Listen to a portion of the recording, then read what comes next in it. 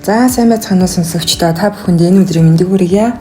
IMS подкастын маань 26 дахь дугаар энхүү эхэлж байна. За өнөөдрийн маань зочноор манай эрдэм шинжилгээний төв лабораторийн эрдэм шинжилгээний ажилтан цогцолмаа маань оролцож байна.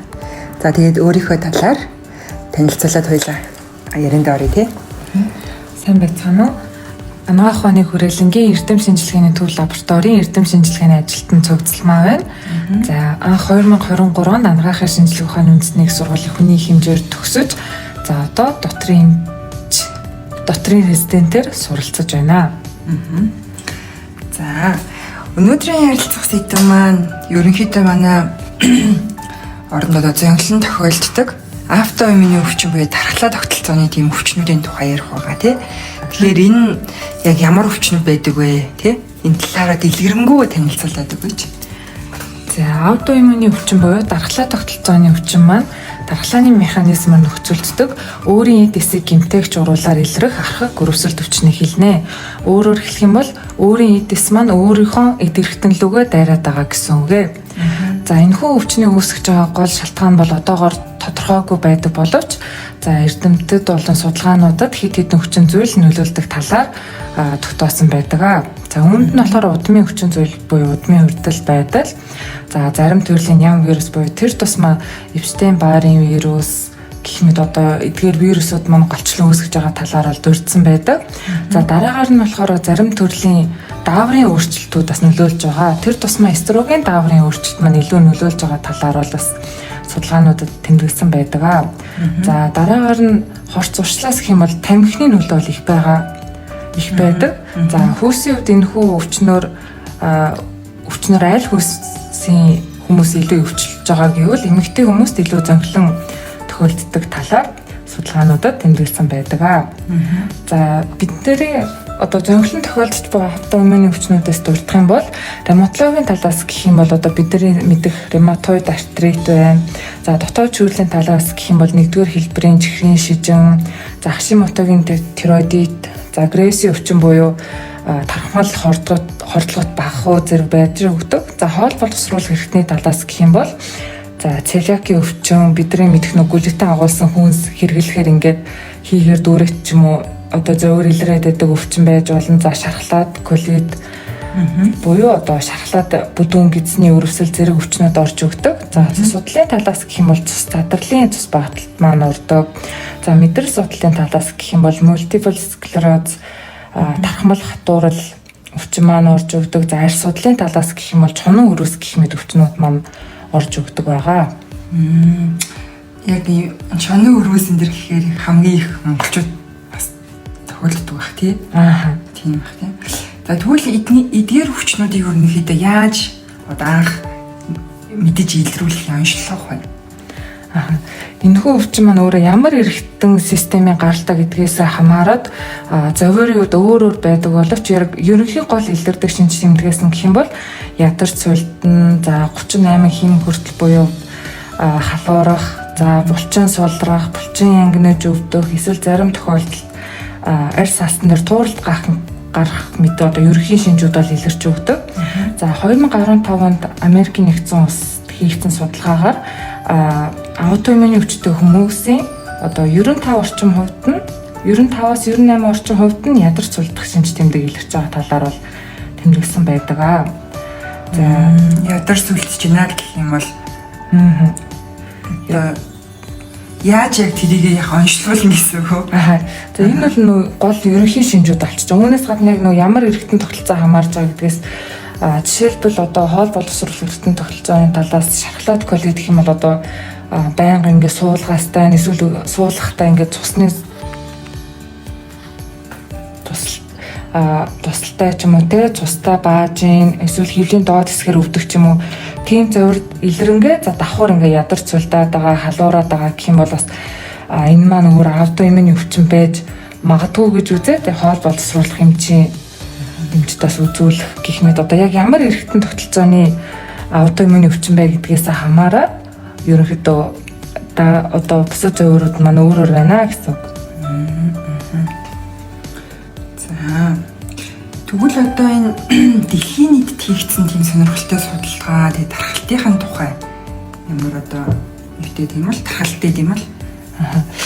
Монголд аутоиммуны өвчний талаарх үндэсний статистик хомс байдаг боловч 2023 оны эрүүл мэндийн яамны одоо гаргасан тайланд дархлын гаралтай буюу аутоиммуны шалтгаанд өвчнөр онцлогдож байгаа хүнийтэй өсөх одоо хандлагатай байгаа ба тэр дундаа чонуу хөрвөс, ревматоид артрит, бамбайн булчирхааны өвчнүүд нь онцлогдох нь улам ихсэж байгаа талаар бол дурдсан байдаг.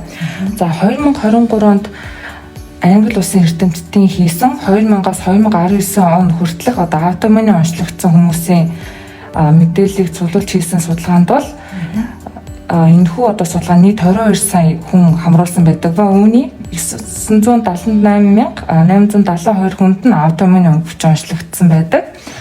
За энэний хүйсийн хувьд авч үзэх юм бол 63.9% нь эмэгтэй, 36.1% нь эрэгтэй байсан.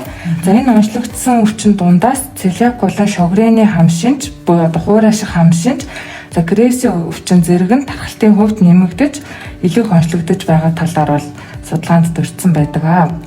За 2024 онд гаргасан тооцоолоор Америкийн нэгдсэн улсын 15 хүн тутмын нэг нь одоо аутоиммуны өвчин онцлогдож байна гэсэн тооцоол гаргасан байдаг.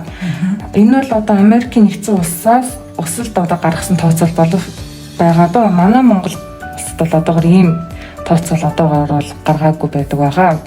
За өөр нэг сонирхолтой судалгаа гэх юм бол одоо бидний мэдэх Д витамин буюу яс шүдний эрүүл мэндэд одоо чухал нөлөөтэй байдаг Д витамин маань өөрөө дархлаа тогтолцоонд бас чухал үүрэгтэй байдаг талаар судалгаанууд тэмдэглэсэн байдаг.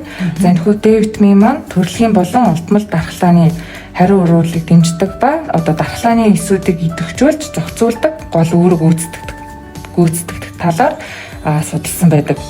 Хэрвээ Д витамины дутмагчлалтай байх юм бол энэ маань аутоиммуны өвчин үүсэх эрсдлүүдийг одоо нэмэгдүүлж байгаа талаар бол бас судалгаануудад тэмдэглэсэн байдаг.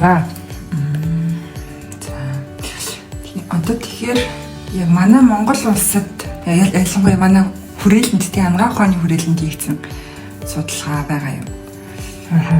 Миний судалснаар бол анагаах ухааны хүрээлэнгийн 2010-аас 2012 онд анагаахын шинжилгээ ухааны доктор профессор Баасанжав багшийн удирдлаганд хэрэгжүүлсэн Монгол орны хөдөөгийн хүн амын дунд эпилепси, мэдрэлийн удамшлын болон төгмөл хатуурлын өвчнүүдийн тархалт, эмнэлзүүн хэлбэрөө шалтгаан хүчин зүйлс, эмчилгээ, үржилсэн сэргийлэл сэдвт төсөөлөл хэрэгжиж байсан.